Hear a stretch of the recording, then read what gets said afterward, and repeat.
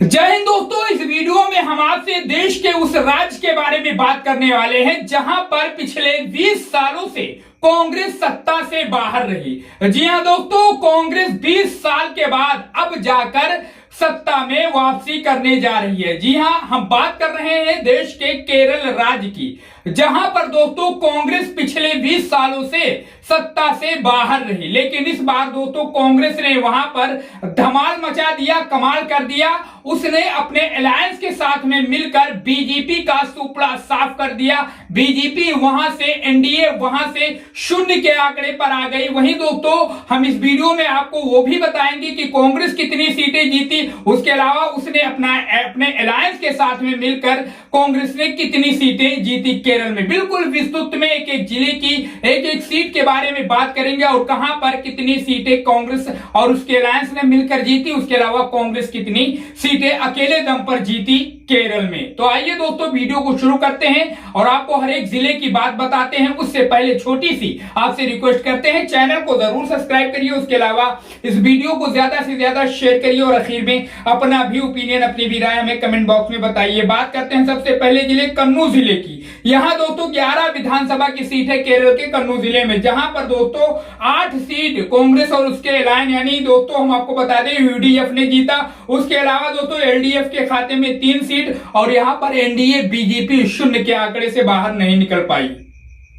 अब बात करते हैं दोस्तों केरल के कासरगोड जिले की। यहां 5 विधानसभा की सीट थी, जिसमें कांग्रेस और उसके अलायंस ने मिलकर दोस्तों 4 सीटें जीती। यूडीएफ के खाते में 4 सीटें गई, वहीं एलडीएफ के खाते में 1 सीट। एनडीए बीजेपी यहां पर भी शून्य के दायरे से बाहर नहीं निकल पाई। बात करते हैं वायनाड की दोस्तों। यहां पर 3 विधानसभा की सीट है और यहां से क्लीन स्वीप कर गई है कांग्रेस और उसके गठबंधन ने दोस्तों तीनों सीट जीत ली है।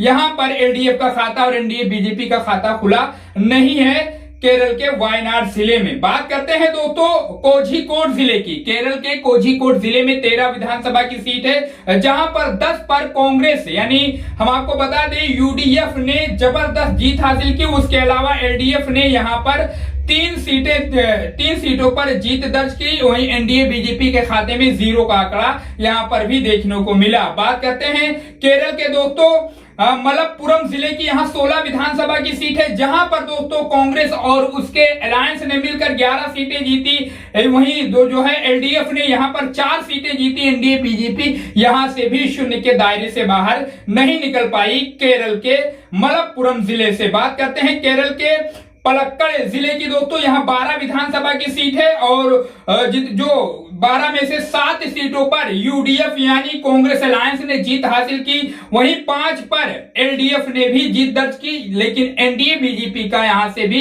खाता नहीं खुला। बात करते हैं दोस्तों केरल के एर्नाकुलम जिले की। यहां 14 विधानसभा की सीट है, जिनमें से 10 सीटों पर यूडीएफ ने जीत दर्ज की। वहीं एलडीएफ ने 4 सीटों पर कामयाबी हासिल की। एनडीए बीजेपी यहां पर भी शून्य के दायरे से बाहर नहीं निकल पाई केरल के एर्नाकुलम जिले से। बात करते हैं दोस्तों केरल के इडुक्की जिले की। यहां 5 विधानसभा की सीट है, जहां पर 3 पर यूडीएफ यानी कांग्रेस अलायंस ने जीत दर्ज की। वहीं एलडीएफ के खाते में 2 सीटें गई। एनडीए बीजेपी के खाते में 0 का ही आंकड़ा यहां पर भी देखने को मिला। बात करते हैं केरल के कोट्टायम जिले की। यहां दोस्तों 9 विधानसभा की सीट है, जिनमें से 7 पर कांग्रेस अलायंस यूडीएफ ने जीत दर्ज की। वहीं एलडीएफ के खाते में 2 सीट गई और एनडीए बीजेपी का यहां से भी सुपड़ा साफ हो गया केरल के कोट्टायम जिले से। अब बात करते हैं दोस्तों आलापुझा जिले की। यहां 9 विधानसभा की सीट है केरल के जिले में, जहां पर 9 में से 8 पर यूडीएफ यानी कांग्रेस अलायंस ने जीत दर्ज की। 1 पर एलडीएफ ने भी जीत दर्ज की। उसके अलावा एनडीए बीजेपी के खाते में 0 का ही आंकड़ा यहां पर भी देखने को मिला आलापुझा जिले से। बात करते हैं केरल के दोस्तों पठानमथिट्टा की। यहां 5 विधानसभा की सीट है, जिनमें दोस्तों 5 में से 4 पर यूडीएफ यानी कांग्रेस अलायंस ने जीत दर्ज की। एलडीएफ के खाते में 1 सीट गई। एनडीए बीजेपी के खाते में 0 का ही आंकड़ा यहां पर भी देखने को मिला पठानमथिट्टा जिले से केरल के। बात करते हैं दोस्तों केरल के कोल्लम जिले की। यहां 11 विधानसभा की सीट है, जहां पर कांग्रेस यानी यूडीएफ जो है अलायंस ने 10 सीटों पर जीत दर्ज की। 1 पर एलडीएफ को कामयाबी मिली। वहीं एनडीए बीजेपी के खाते में जो है 0 का ही आंकड़ा देखने को मिला।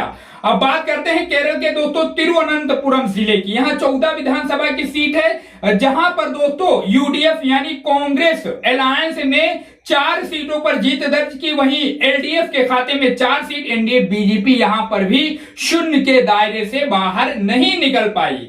दोस्तों केरल के 140 सीटों का मैंने सारा सिस्टम बता दिया कि जो है कांग्रेस अलायंस ने कितनी सीटें दर्ज की, वहीं एलडीएफ के खाते में कितनी सीटें गई लेफ्ट के खाते में, और एनडीए बीजेपी जो है पूरे जिले में केरल के 0 के आंकड़े के दायरे से बाहर नहीं निकल पाई। वहीं हम आपको यह भी बता दें कि अकेले अपने दम पर दोस्तों कांग्रेस ने इस बार 2026 के केरल विधानसभा चुनाव में लगभग 63 से 64 सीटों पर उसने कामयाबी हासिल की है। उसके अलावा और सीटें उसके सहयोगियों को मिली हैं, प्राप्त हुई हैं। अब दोस्तों जो 20 सालों से जहां पर सत्ता से वंचित थी कांग्रेस, वहां पर अब सत्ता में वापसी कर रही है। इस पर आप अपनी राय, अपनी प्रतिक्रिया हमें कमेंट बॉक्स में बता सकते हैं। कुछ गलती हुई हो तो उसे सुधारने की भी नसीहत हमें आप दे सकते हैं। कमेंट करिए, इस पर अपनी राय जरूर बताइए। चैनल को सब्सक्राइब करके इस वीडियो को ज्यादा से ज्यादा शेयर करिए।